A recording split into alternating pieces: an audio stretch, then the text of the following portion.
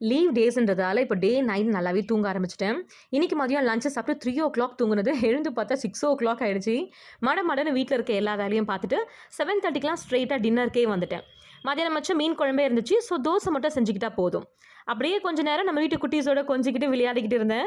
இவங்க வேற நெறைய ஃபன் பண்ணி என்ன சிரிக்க வச்சுட்டு இருப்பாங்க. இவங்க 2 பேருமே என் தம்பியோட பொண்ணுங்க. அவங்க பேரண்ட்ஸ் கிட்ட இருக்கிறத விட என்கிட்ட தான் அதிகமா இருப்பாங்க. ஏன்னா 2 பேருமே அத்தை செல்லம்ஸ்.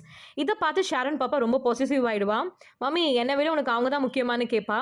அப்புறம் ஷாரன் பாப்பாவ சமாதானப்படுத்திக்கிட்டு இப்படியே போகும் டெய்லி ஜாலியா. இன்னைக்கு பார்த்தீங்கன்னா, எங்க வீட்டு தோட்டத்துல பீர்க்கங்காவும், வெண்டைக்காவும் நெறைய இருந்துச்சு. அத என் கையாலேயே பறிச்சு எடுத்துட்டு வந்தேன்.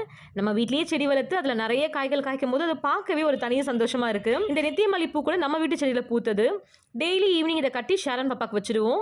அவ அங்க இங்க நடக்கும்போது வீடு ஃபுல்லாவே அந்த ஸ்மெல் சூப்பரா இருக்கும். உங்களுக்கு கூட இடமே இல்லனாலும் சரி, சின்ன தொட்டிலையாச்சும் செடி வச்சு வளர்த்து பாருங்க. மனசுக்கு ரொம்ப சந்தோஷமா இருக்கும்.